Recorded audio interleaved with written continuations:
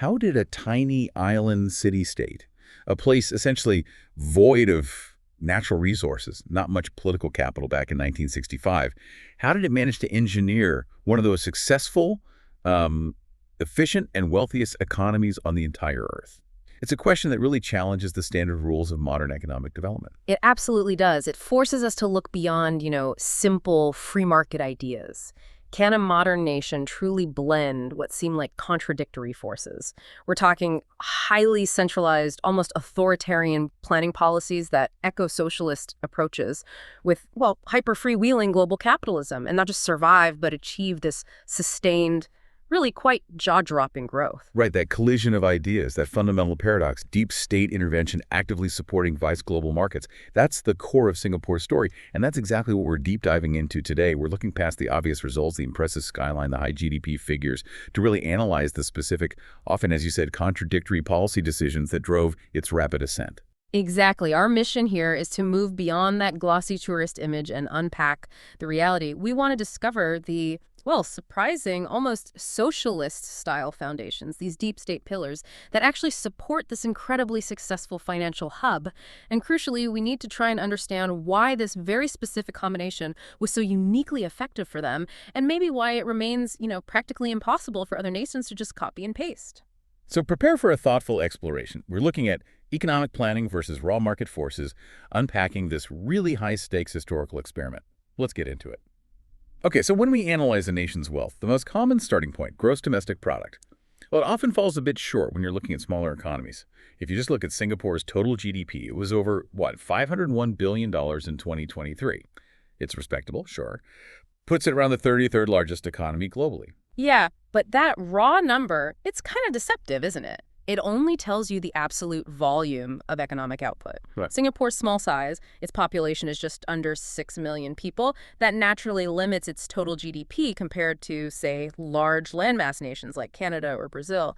But that's exactly where the analysis needs to pivot. And that pivot point is, of course, GDP per capita.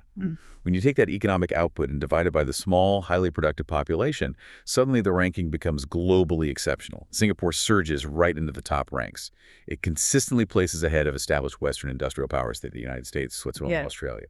And the only nation that typically edges them out in Asia on this metric is oil-rich Qatar. But, that comparison is fundamentally skewed, isn't it? Singapore has zero domestic oil, minimal fresh water, pretty much no natural resources to speak of. Its exceptional figure is built, well, almost entirely on human capital, hyper-efficiency, and its strategic function as a global gateway. It really signifies that the average resident in Singapore generates output on a level comparable to the most productive people anywhere on the planet. But even those per capita figures, they primarily tell us about domestic output, right? To really grasp Singapore's economic identity, you have to look at its role as this global conduit, a physical and financial intersection point, and that's defined by trade volume. Ah, yes. This is where we uncover the truly defining metric, the trade to GDP ratio. This measures the total value of imports plus exports relative to the country's own domestic output. It's fundamentally a measure of external reliance and connectivity. Just for context, think about massive continental economies like the U.S. That ratio hovers around, 27%? For a major exporting nation like China, it's maybe 38%. But when you look at Singapore, the figure is just extraordinary. It really is. Singapore's total trade volume is typically around 300% of its GDP. So in 2023, the trade volume was actually over 311%. That equates to over $1.5 trillion in goods and services flowing through the country compared to a $501 billion domestic GDP. It's an economy structurally designed, fundamentally built, to handle 3 times the volume of goods it produces internally. That sheer scale implies that Singapore isn't primarily an engine of raw resource production. It's an engine of value addition, of intermediation. This is the famous re-export model in action. That's precisely it. The model involves importing raw materials or maybe intermediary components, then executing a necessary and incredibly efficient transformation or refinement process, and then exporting the higher value product. It's like pure global arbitrage built on top-tier logistics and speed. Let's use petroleum as maybe the classic example. As we said, Singapore has no domestic crude oil reserves, none. Yet refined petroleum products consistently rank as one of its absolute top export categories. How? Well, they import vast quantities of crude oil. And they operate some of the world's most sophisticated, truly cutting-edge refining and petrochemical facilities.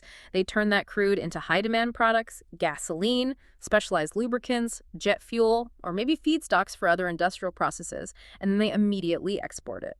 They function as the global gas station and refinery for the world's busiest shipping lanes, adding immense value in a really short turnaround time. And it's not just oil, is it? The same mechanism applies to high-tech manufacturing. They import electronic components, processors, chips, display panels from all over. Then they assemble them, test them, package them, maybe integrate them into higher-value finished goods, and then export them globally.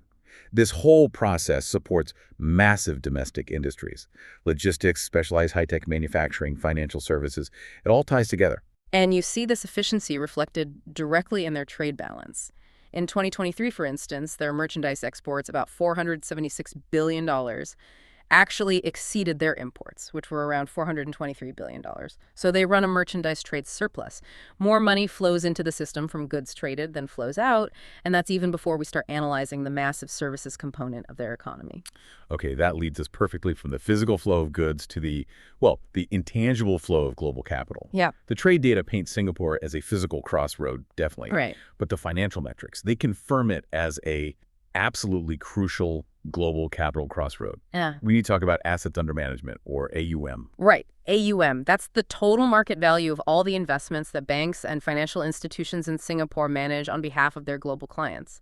Now, this money doesn't actually belong to Singapore itself. It belongs to, say, sovereign wealth funds from other countries, huge multinational corporations, very high net worth individuals from all over the world. They trust Singapore's stability, its regulatory environment, enough to park their funds there. And the sheer volume is just staggering. The latest data for 2023 shows Singapore managed over $5.4 trillion in AUM. Just to put that in perspective, that figure is more than 10 times the size of Singapore's own domestic GDP. It's a volume larger than the entire GDP of most major economies. It really confirms its role as this trusted, safe, stable, global financial hub. And that trust, it's reinforced by the scale of the domestic banking system itself. You look at the total banking assets, that includes loans, cash reserves, investments held by both the big local giants like DBS and pretty much every major international bank operating there. That figure surpassed $3.6 trillion by early 2024. The liquidity, the depth of this system, it just makes it an indispensable hub for global finance. Its overwhelming external focus is also clearly confirmed by foreign direct investment, FDI. That's investment made by foreign entities directly into Singaporean businesses or assets. And by 2022, that FDI reached over $2.6 trillion. Now think about this. That placed Singapore third globally in terms of the total accumulated stock of FDI, behind only the massive economies of the US and China. We're talking about a nation of fewer than 6 million people attracting this magnitude of long-term commitment. It's really the definitive statement of global confidence in their system. And the sources of that investment are quite telling. The top FDI sources are the US, the Cayman Islands, which indicates its role in global financial flows, and Japan. And then on the flip side, when Singapore invests its own money abroad, its direct investments abroad, or DIA, which was about $1.39 trillion in 2022, its top targets are also highly globalized economies like China, the Netherlands, and the UK. So when you really dig into these metrics, it reveals that Singapore isn't operating like a self-contained national economy at all. It is fundamentally a mechanism, a platform for global integration. Its success, its health, is measured much more by the vast amounts of capital, goods, and services that flow through it. So those external metrics like AUM and the trade to GDP ratio, they're far more indicative of its real economic power than purely domestic output figures. Okay, so we understand the size and the function of the economy today. Massive flows, global integration. Yeah. But now we have to ask, how on earth did they get there? We need to trace this back, maybe starting with the geographic necessity that existed long before the modern state. Absolutely. It really starts with the map. Back in 1819, Sir Stamford Raffles saw the strategic importance of this location, establishing a British trade post. And it grew quickly, became a thriving port.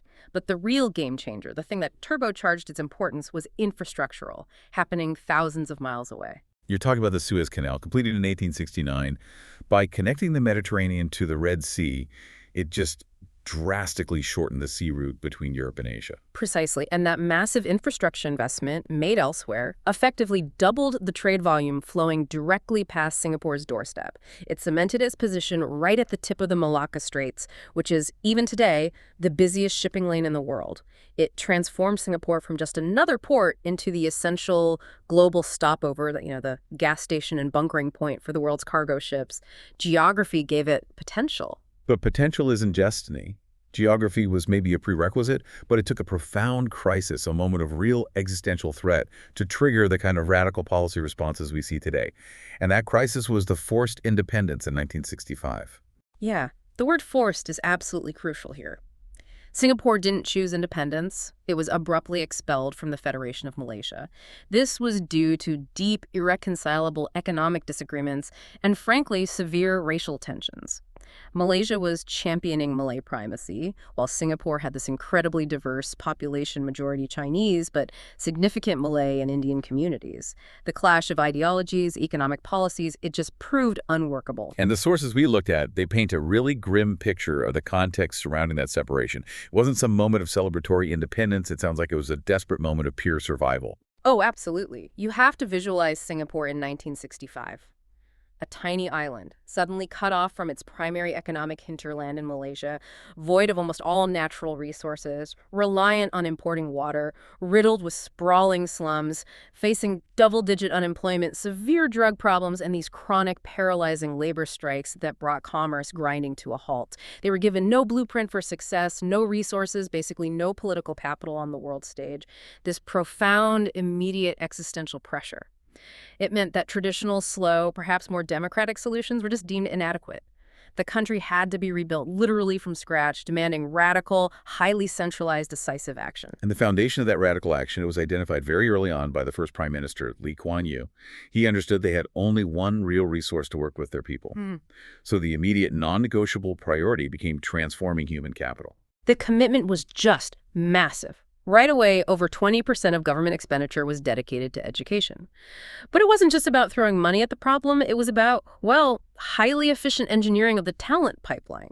They needed the specific kinds of workers required by the global corporations they were desperately trying to attract. And this led to that highly structured and, yes, often quite controversial education system implemented historically, particularly through the streaming model that began back in 1981. Right. That model, it was a very pragmatic response to high dropout rates and what was then a pretty chaotic labor market. It involved separating students into quite distinct academic tracks. You had express, normal academic, and normal technical, based on their academic performance from a surprisingly young age. Now, critics, understandably, argued it labeled children prematurely, limited potential. But the state's rationale, from their perspective, was purely utilitarian, wasn't it? They felt they simply could not afford to waste human potential or time. This highly competitive, very meritocratic model was designed for maximum national efficiency. It was about ensuring that the necessary pipeline of specialized, highly qualified talent engineers, finance experts, logistics managers was generated as rapidly as possible to meet the demands of the global high-tech industries they were targeting. And while that specific system has evolved, it's been refined and transitioned into the more flexible subject-based banding model more recently, around 2020, the core drive for rigorous meritocracy, that absolutely remains. This focus on educational quality, combined with a very high quality of life and developing top-tier universities like the National University of Singapore, NUS, and Nanyang Technological University, NTU, that combination became the primary magnet for attracting global talent. And this is where we should probably revisit that fascinating economic nuance we touched on earlier, the idea of the numerator-denominator glitch, and why Singapore's GDP per capita figure looks so exceptionally high. Ah, yes, it's a key point. The government pursues a very deliberate policy of attracting thousands upon thousands of highly productive foreign workers, daily commuters from Malaysia, technical experts, professionals. Now, these individuals contribute immense output to the GDP, that's the numerator in the per capita calculation, but they are not counted in the core citizen population denominator used for that headline figure. So when you have this constant influx of high-skilled workers adding output without increasing the denominator proportionally, it naturally boosts the per capita figure, especially when you compare it to nations that rely mainly on their domestic birth rate for population growth. It's like an economic multiplier effect, specifically designed to keep the engine running at high speed. But as we'll probably discuss later, it also introduces significant social pressures. Now, beyond just sheer talent and attracting workers, there was another really pivotal decision regarding human capital: the language policy. This was pure pragmatism. arguably essential. Mandating English as the official working language served two incredibly powerful functions. Internally, domestically, it helped unify the quite disparate ethnic groups, the Chinese, Malay, and Indian communities, giving them a common language for business and government, reducing potential friction. And externally, perhaps even more critically, it made the nation immediately and seamlessly compatible with global commerce, finance, logistics, technology. It just eliminated a major barrier for any multinational corporation thinking about setting up a regional headquarters there. And the results, well, they speak for themselves, don't they? English is now the primary mother tongue for nearly half the population today, and crucially for about 75% of children aged 5 to 9. It wasn't really presented as a cultural choice. It was a fundamentally utilitarian business decision to ensure the entire country spoke the language of global capitalism. Okay, now we arrive at the Singapore paradox in probably its most acute form. We're talking about a premier global financial center, a hub of capitalism built quite literally on a massive socialist-style housing program that fundamentally subverts free market principles in that sector. It's quite extraordinary when you think about it. The goal wasn't just about alleviating poverty or providing basic shelter. The stated goal was home ownership for all. The leadership, particularly Lee Kuan Yew, understood that widespread, stable home ownership was perhaps the greatest guarantor of social stability and citizen buy-in to the national project. Without stable housing, they reasoned, the rest of the economic miracle attracting those MNCs, developing that specialized workforce, it would simply crumble under the weight of social unrest. So to achieve this incredibly ambitious goal, they established the Housing Development Board, or HDB. How did this single organization manage to accomplish such a radical outcome? Essentially through immense state power and determination. The government aggressively acquired vast tracts of land across the island. They often utilized powers of eminent domain, acquiring land sometimes below what might be considered market rates at the time, specifically to build these large-scale, modern, high-rise public housing developments. And the results, well, they are undeniable.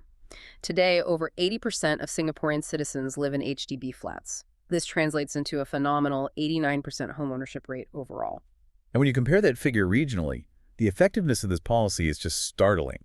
Singapore's 89% homeownership rate completely dwarfs that of other highly constrained, expensive city-states. The most obvious comparison is Hong Kong, which, despite its famous hyper-capitalist ethos, struggles with only around a 51% homeownership rate. And that difference contributes significantly to Hong Kong's intense wealth inequality and social fragmentation issues. But achieving the success in Singapore came with massive trade-offs, choices that really defied traditional capitalist ideology. HDB flats are sold at a substantial discount, typically 30% to 50% below estimated private market values, directly to citizens who acquire a 99-year lease on the property. Now that sounds like an amazing deal for citizens. But there must be strings attached, right? This is where the state control mechanism comes in to manage this subsidy. Precisely. Ownership is very strictly controlled. To buy a new subsidized HDB flat, you generally must be a citizen. It usually has to be your first subsidized home purchase. And critically, you must occupy the flat yourself for a mandatory minimum occupation period, typically 5 years, before you're even allowed to sell it on the secondary resale market. Doesn't that mandatory restriction, that 5-year lock-in, fundamentally undermine one of the primary ways people build wealth in many capitalist societies? You know, the ability for citizens to speculate, to invest in, and profit from the appreciation of their main residence. It feels like they deliberately sacrifice that capitalist impulse to achieve socialist-style stability. It absolutely does, and that appears to have been a very conscious, pragmatic decision made by the leadership early on. They chose widespread stability and guaranteed basic welfare in the form of housing security over maximizing market efficiency or individual speculative opportunities in the residential real estate sector. By heavily restricting speculation, especially in the initial purchase phase, they effectively eliminated residential real estate as a primary driver of economic overheating or asset bubbles. This is a path that, as we saw perhaps in places like China, Japan, or even Hong Kong, can lead to devastating boom and bust cycles and deep social resentment when housing prices soar completely out of reach for average citizens. So the state essentially acted as the ultimate guarantor of social stability, deciding that widespread wealth generation purely through residential real estate was a political and social risk they just couldn't afford to take, given their precarious beginnings. Exactly. And this social stability, the security, is further locked in by another highly centralized, very interventionist policy, the Mandatory Central Provident Fund, or CPF. Ah yes, the CPF. This mandates enormous savings rates, certainly compared to most Western economies. Enormous is right. Workers are required by law to contribute 20% of their salary, and their employer has to contribute an additional 16% on top of that. That amounts to a compulsory total savings rate of 36%. Just think about it. It's more than double the average personal savings rate you might see in the US or Europe. This communal, state-managed fund is then primarily channeled toward three essential areas: helping citizens make down payments on their subsidized HDB housing, building up retirement savings, and covering healthcare costs. So this system creates a really powerful financial safeguard for individuals and the nation.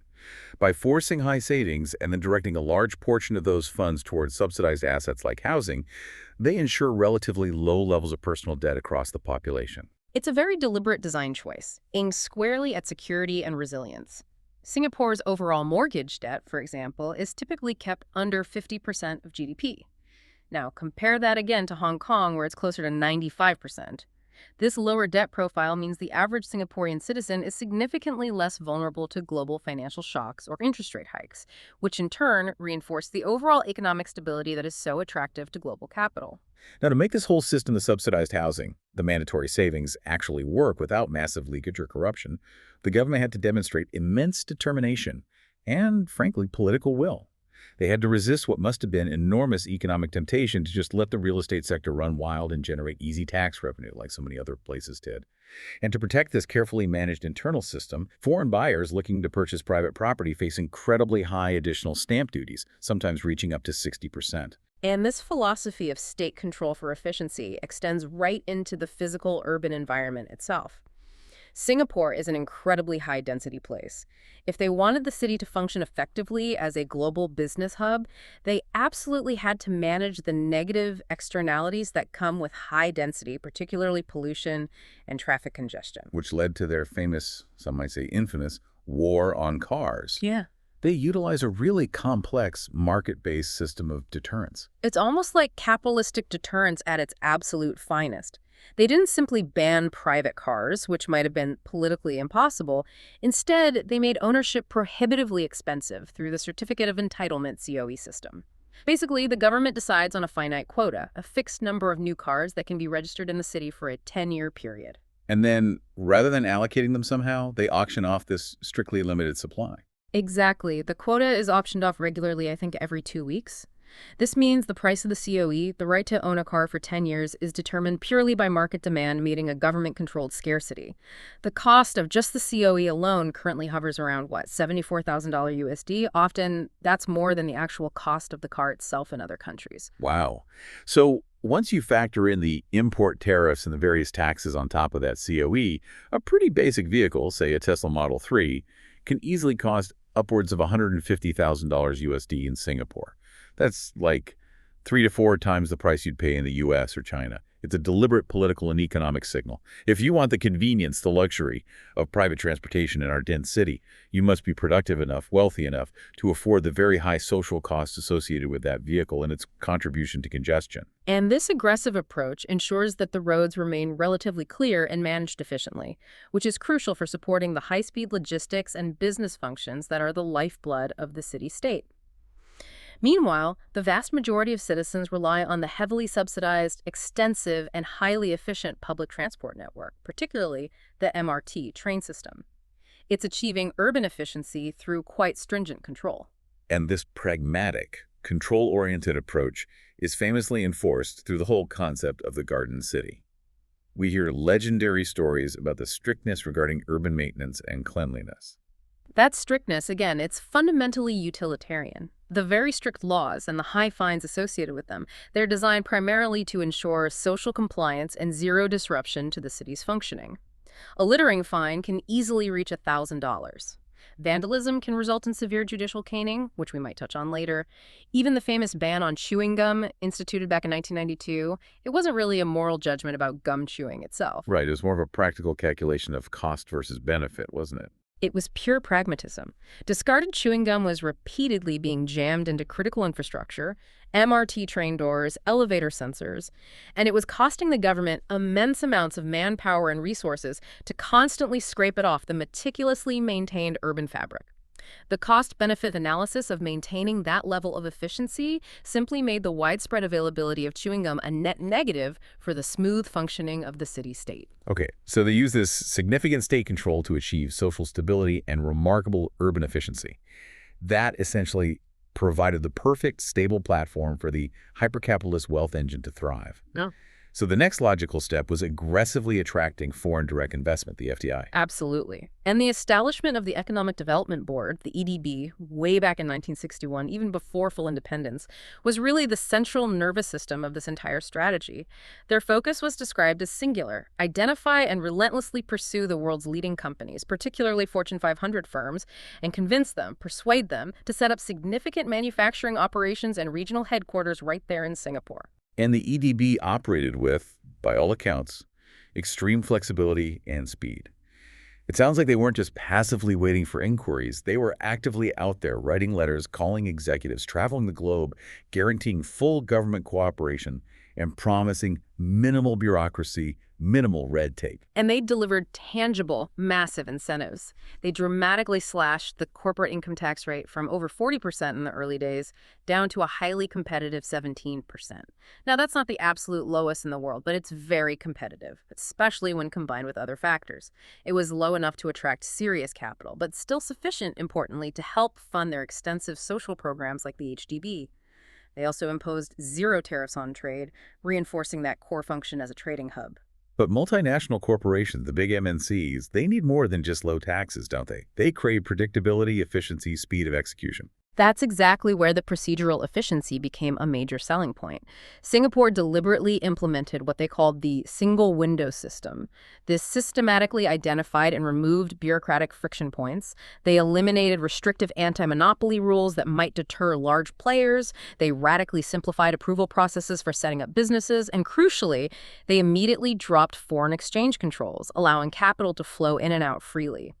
This incredibly streamlined approach consistently made Singapore, year after year, the second easiest place in the world to do business, according to global rankings, usually just slightly behind New Zealand. Speed itself became their primary competitive advantage. Now, historically, thinking back to the 1960s and 70s, one critical factor for attracting manufacturers, particularly in that era, was labor stability.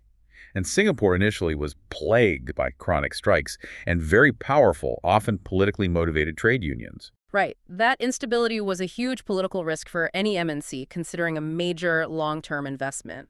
Lee Kuan Yew and his government introduced quite decisive policies specifically designed to, well, significantly weaken the power of the strong trade unions.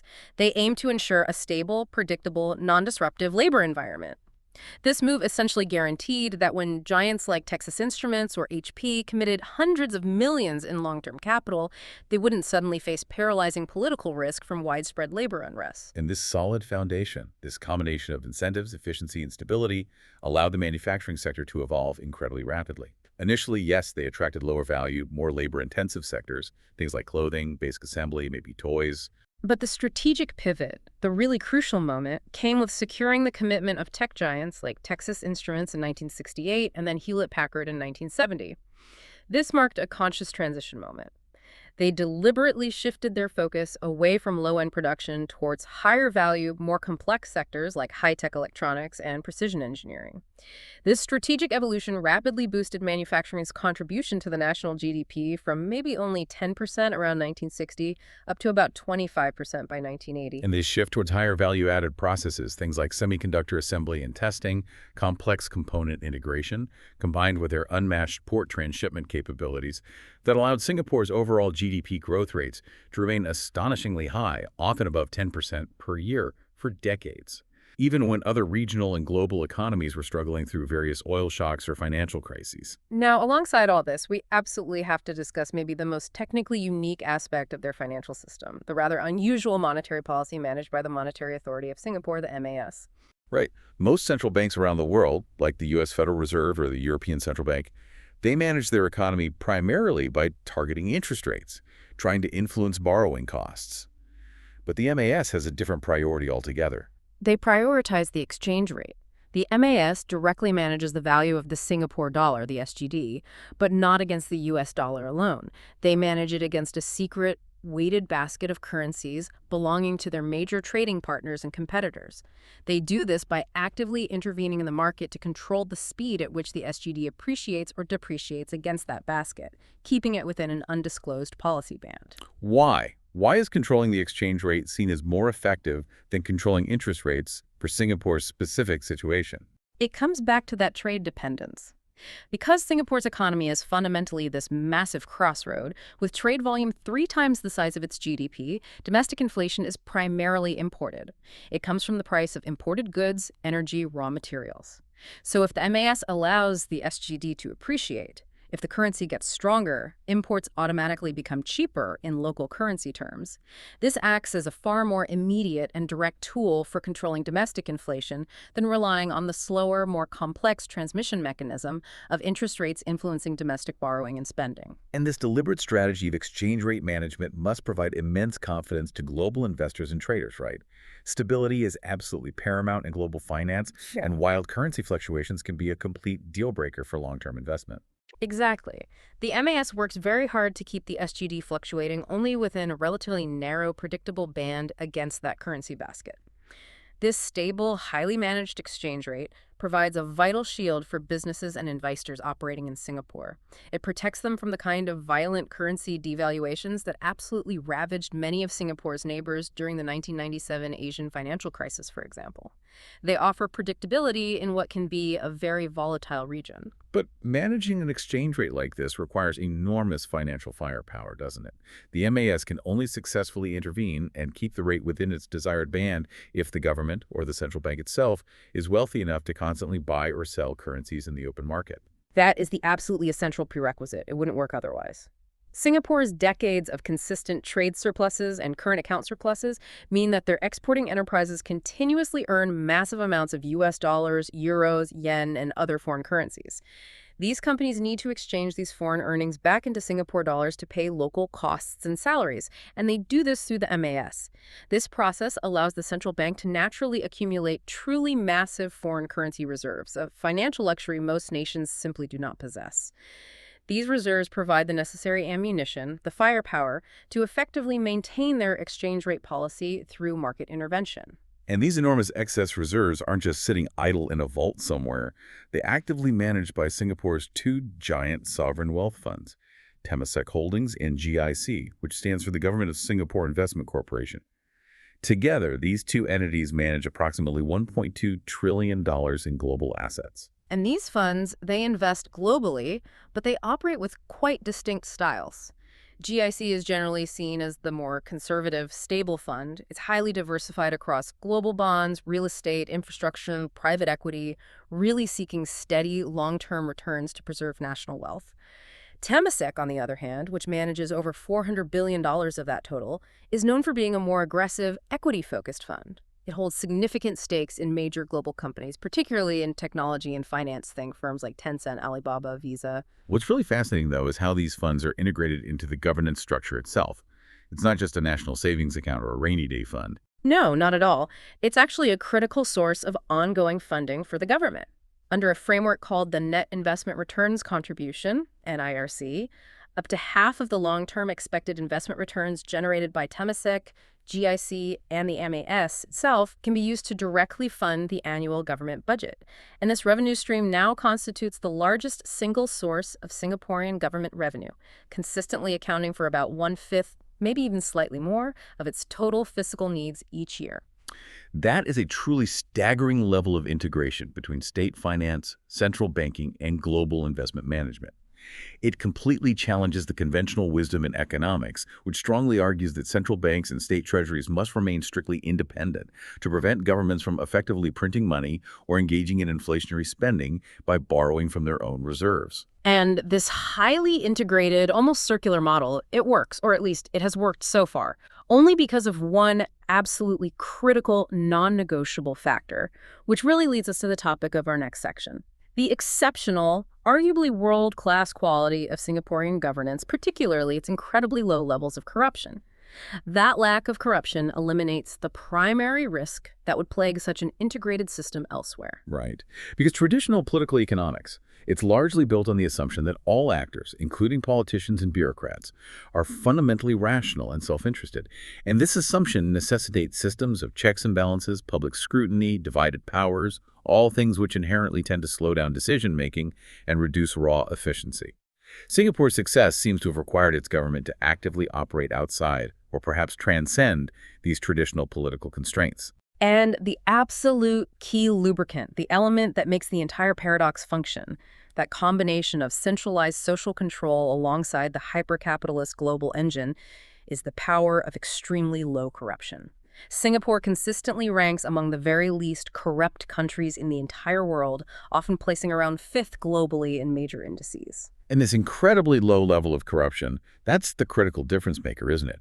It ensures that those ambitious, sometimes socially intrusive policies, whether it's the HDB system designed to prevent real estate speculation or the incredibly high car ownership restrictions, are actually implemented efficiently and crucially fairly, right down to the ground level. They aren't typically corrupted, watered down, or exploited by low-level officials seeking personal gain, which is a common issue in many other rapidly developing nations. To achieve and maintain that low level of corruption, especially in a region where it can be pervasive, requires a very deliberate system of both rewards and deterrence. These are specifically designed to attract, retain, and motivate the highest caliber of non-corrupt elites to enter public service. They are essentially competing for talent against the massive salaries offered by the global financial institutions and multinational corporations operating right there in Singapore. So, the reward side of the equation is purely pragmatic. If you want the best, most capable, and least corruptible people running the country, you have to pay them competitive salaries, essentially removing any financial temptation to take bribes or engage in corrupt practices. That's exactly the justification used. Singapore provides arguably the highest salaries for government ministers and top civil servants globally. The Prime Minister's salary, for instance, is publicly reported at around $1.6 million USD annually.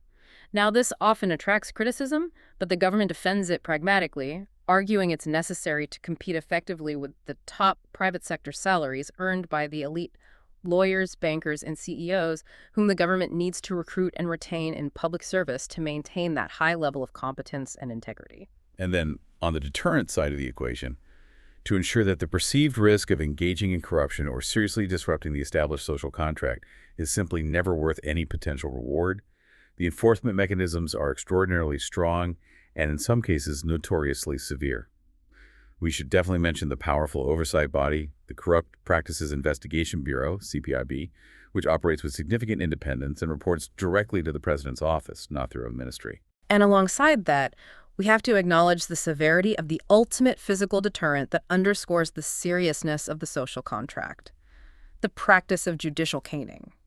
Now, this is not merely symbolic punishment. It's a brutal, institutionalized physical punishment used for a range of crimes, including things like vandalism, rioting, illegal money lending, loan sharking, visa overstaying, drug trafficking, and certain types of assault. And the sources indicate that judicial caning is administered quite frequently to more than 1,500 individuals per year. It serves as a very visceral, physical, and psychological deterrent, explicitly aimed at maintaining social order, discipline, and the overall efficiency of the state. The psychological severity is absolutely intentional. The rattan cane used is often pre-soaked in water, not to inflict more pain, but to prevent it from splintering on impact and ensure it delivers maximum blunt force trauma cleanly. It is administered by specially trained officers who are required to use their full body weight and force, resulting in impact speeds reportedly up to 160 kilometers per hour. The punishment invariably breaks the skin, causes intense pain, and leaves permanent physical scars, a visible, enduring mark signifying that the individual seriously violated the state's rules and the social contract. And the government doesn't shy away from the roughness of this. It's actively, though controversially, promoted as part of the overall deterrence strategy. It underscores the absolute seriousness with which social compliance and order are viewed as necessary components for maintaining the hyper-efficiency and stability of the city-state. This very high level of control, backed by severe consequences, is arguably what enabled them to bypass many of the traditional pitfalls, corruption, instability, inefficiency, that plague many other developing nations. So, this brings us right back to the core question: the impossibility of replication. Why can't other developing nations just look at Singapore and say, okay, let's just copy their policies? Why can't they just lower taxes to 17% or introduce a COE system for cars and expect to achieve the same phenomenal results? It seems it required this exact, probably unrepeatable alignment of several crucial factors that are historically quite rare to find together. First, that unique, advantageous geographic location at the nexus of global trade. Second, the profound political instability and genuine existential crisis of the 1965 separation, which created the political space and the urgent necessity for radical, decisive top-down action. And third, perhaps most importantly, the emergence of a remarkably high-capacity, pragmatic, and critically non-corrupt leadership that was willing and able to make politically unpopular long-term decisions, like deliberately sacrificing the potential riches of a booming real estate market for the sake of enduring national stability. Absolutely. Attempting to just cherry pick one aspect of the Singapore model, say, slashing corporate taxes down to 17% without having that absolute bedrock of non-corrupt governance, zero bureaucratic red tape, the social stability guaranteed by things like the HDB and CPF systems, and the rule of law, well, it will almost certainly just lead to capital flight, increased inequality, and ultimately failure. The entire system seems to be incredibly interdependent. You can't just take one piece in isolation. But this immense, carefully engineered success story, as is often the case with rapid economic miracles, it inevitably comes with its own set of significant social consequences and pressures, particularly regarding competition and the cost of living. That's right. The government's continuous drive to attract the best global talent, which is essential for maintaining that high productivity and GDP growth, means they must constantly manage a large inflow of highly skilled, highly competitive individuals. They attract roughly 100,000 new immigrants and permanent residents annually, compared to a domestic birth rate yielding only about 30,000 newborns per year. This constant infusion of competitive talent, while economically vital for keeping the GDP per capita figures high, undoubtedly puts immense social pressure on the existing citizen population. And that pressure, it manifests in various ways, doesn't it? Fierce competition for places in top schools, intense competition in the job market, and inevitably very high prices for goods and services that aren't heavily subsidized by the government. So while HDB housing might be relatively affordable for citizens, things like imported food, private property outside the HDB system, and of course cars, remain exceptionally expensive by global standards. So Singapore, despite its remarkable material wealth and the security of guaranteed home ownership for most, still faces those constant, grinding social strains that we often see in other highly successful, high-density Asian economic powerhouses like Japan or South Korea. Things like intense pressure to succeed, constant competition from a young age, and the perpetual challenge of managing the wealth gap between those who benefit most directly from the global flows of capital and talent and those who struggle with the high cost of living and the demanding pace of life. Hashtag outro. So we return then to the great Singapore paradox. What we see a nation that deliberately, strategically deployed socialist-style state-controlled guaranteed housing to the masses, mandatory high savings directed by the state through the CPF, punitive controls on personal consumption, like car ownership, but use these tools not primarily to create a purely egalitarian society in the traditional sense, but rather to build the most stable, efficient, and predictable platform possible for hyper-capitalist global trade and finance to flourish upon. And the central question that this unique case study raises for any nation, particularly those attempting rapid development or navigating globalization, remains quite profound. To what extent does achieving that rapid economic development and guaranteeing core citizen welfare, things like stability, homeownership, low personal debt, to what extent does that necessitate such a highly centralized, incredibly decisive form of government?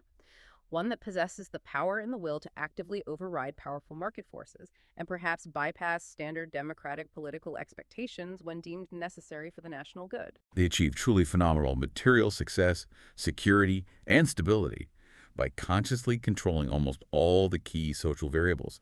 And perhaps for you, the listener, the final thought that really sits at the center of this complex debate is this.